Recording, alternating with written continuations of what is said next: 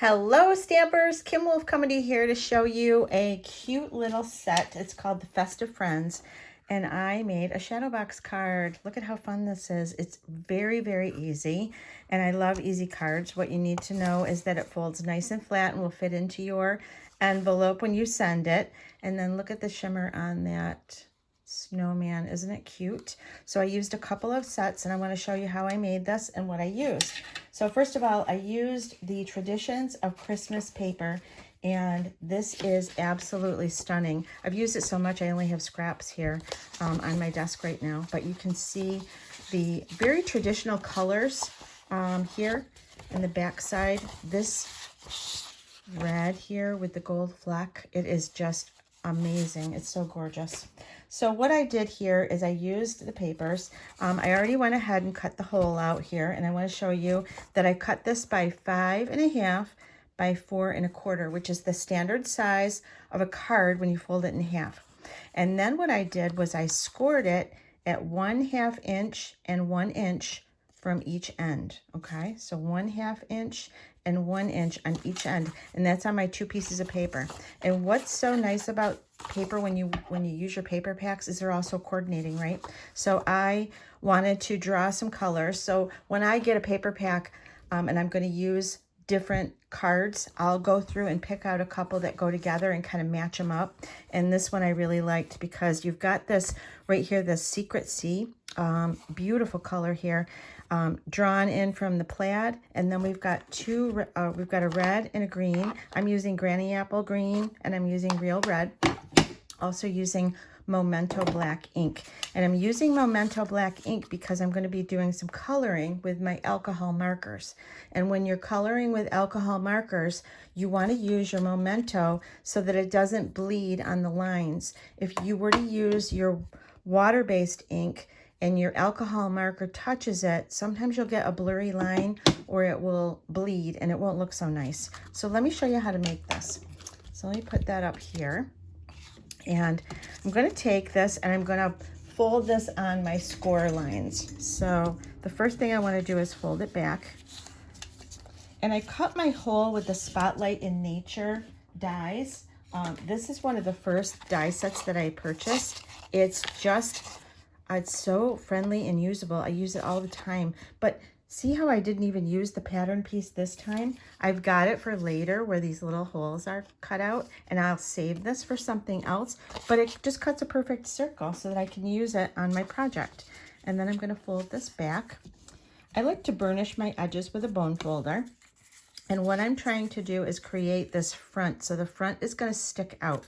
So I'm going to fold this also. I'm going to fold this in, and again burnish the edge, and then fold it back. And it's almost what you call a Z fold. So if you look at it, it looks like a Z. But this is going to be the front. And you'll see this start to come together. And we're going to do the opposite on the back. So the back, I'm going to fold toward me on the inside and then out. So this is going to create the pocket, and it's going to push the back backwards. Okay, makes sense? All right, and then we're going to fold this one. And this one. And you have just created what looks like a very complicated card so simply. And you can cut ovals, you can cut shapes, you could cut even like trees, you could cut anything out of the front. So something that's going to be a window to see the inside, right? So you could have a lot of fun with this. And it's going to create this. When we're putting it together, we want to put it out flat so that we know that it's going to be flat when we put this into our envelope. I'm going to use tear and tape. If I were to decorate the inside of this and use, sometimes I'll put like a white paper and I'll stamp on the inside or put something else here. If I were to do that, I wouldn't want to put this together quite yet. I would want to do that first. So let's put our tear and tape on here. And it's just going to go on the outside edge, that outside fold on both. And then what we're going to do is we're going to put this down, match up our corners, and make sure it's nice and flat to go into our envelope. Okay? All right, so let's do that. And I'm going to work through the hole so that I can see how I like it. If I didn't have my hole there, I would kind of be guessing on what I'd be seeing. So again, I'm just going to match up my corners.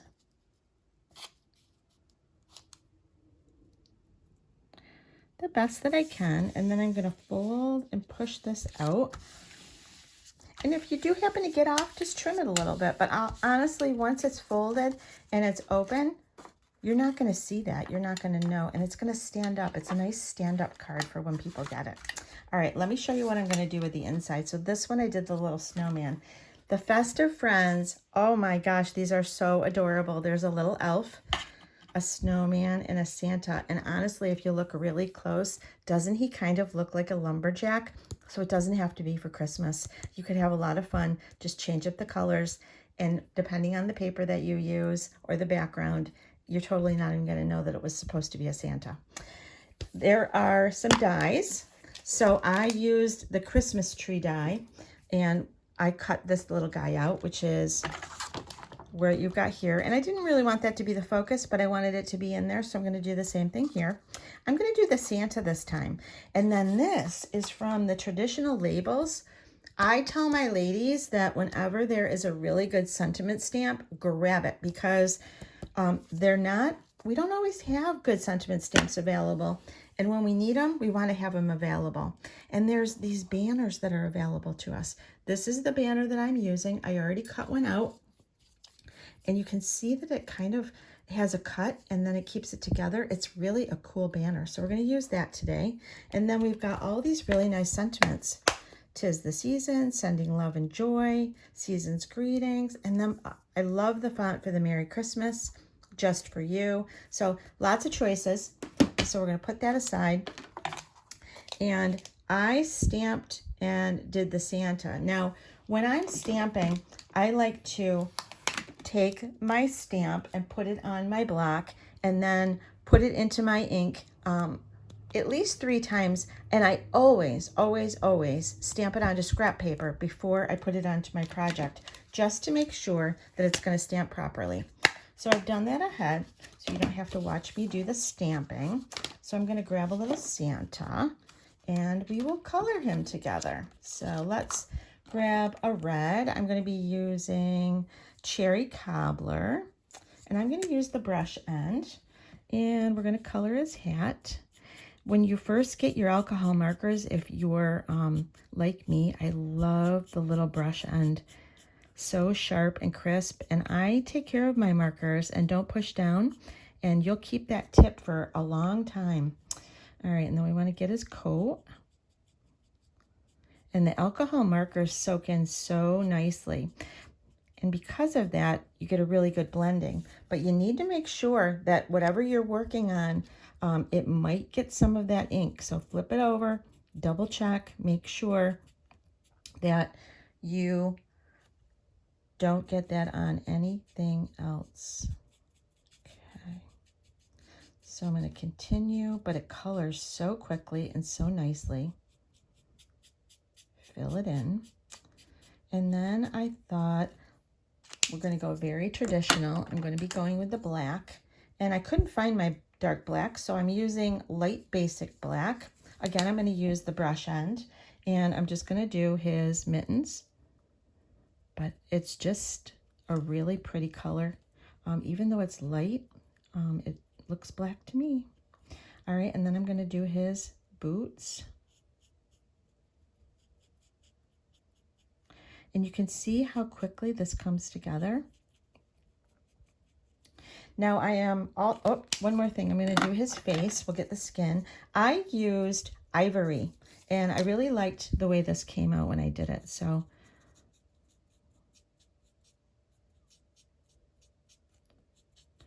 get into the little creases of his hair at the top.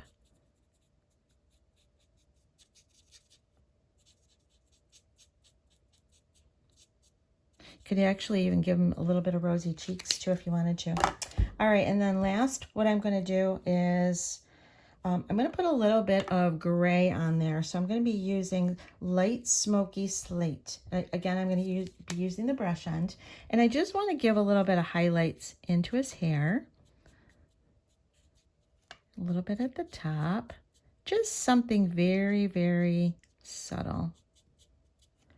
A little bit on his mouth, and again on his beard.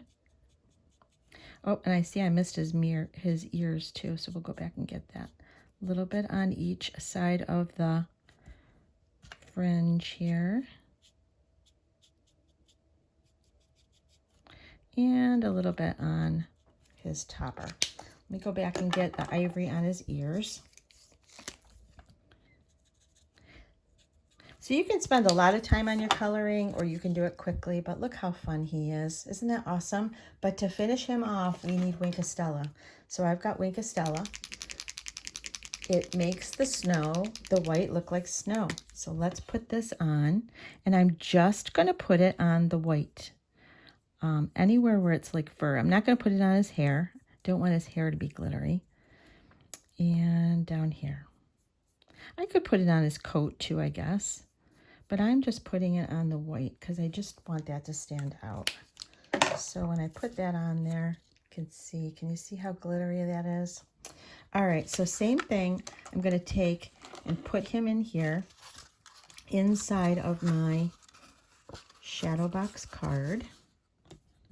And I'm going to do the same thing. I'm going to do a little bit of an accent on the back. But let's see how this looks. And then here. And I don't want to put him too low because I don't want to cover him up. When I put this in here, you can see how I would cover him up. So that's why I want to play around with this and work in, we'll call it in the hole of it, so that I can see him nicely. So what do you think?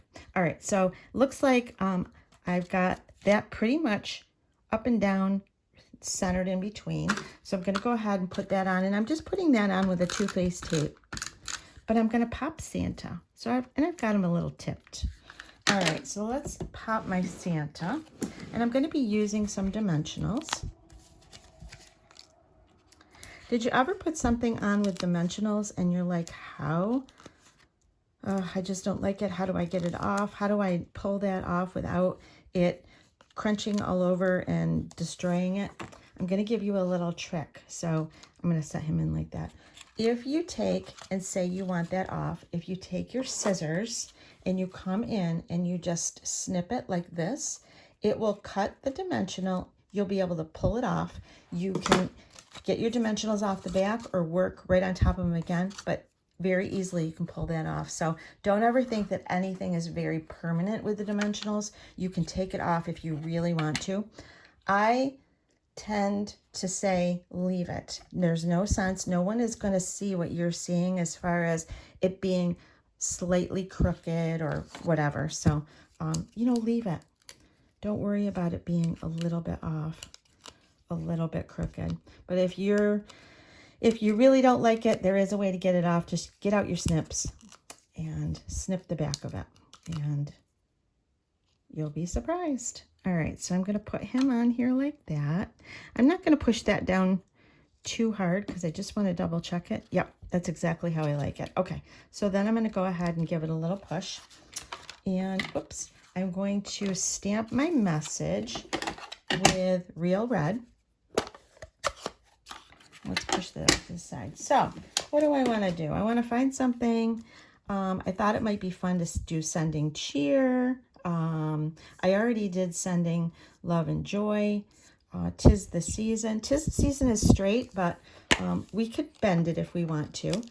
If you wanted to bend your stamp, you can always put it on the block and just manipulate it the way you want to. So you take your block and you start off, and you can move it around and twist it and create it however you'd like to. So don't think that your stamps have to be in the shape that they're coming in. We can always change them up, move them around, etc.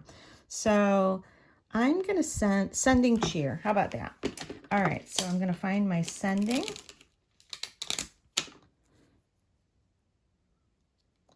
And I'm going to, I like to season the stamp. So I like to get the oils from my hand on it and rub it. It makes the stamp a little bit cloudy, and I think it picks up the ink better. So I've got that, and then I'm going to do cheer.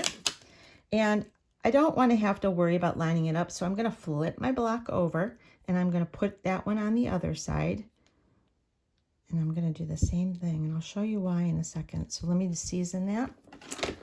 All right, and I told you that I always try it on scrap paper, right? So I've got scrap paper underneath where I sit, and I'm going to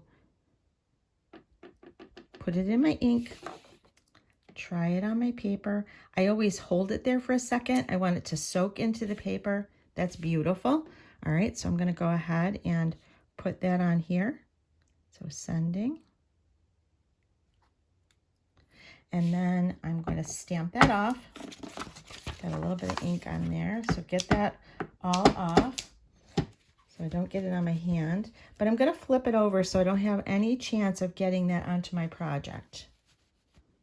All right, so same thing, I seasoned that. Let's try it on my scrap paper. Hold it there for a second. See how I didn't get it on there? I would have been annoyed with myself. Now you could try to line it up and see if you can get it. Not terrible, but I wouldn't have been happy with that. So let's try that again. I didn't get a good one the first time. Now it was that bottom left corner, so I'm going to rock the stamp just a tad. And there you go. We got a nice stamp. All right, let's put this on our project. And I'm going to move that over just a little. Very nice. Stamp that off. Put this to the side, and I'll use my chamois in a second to clean that off.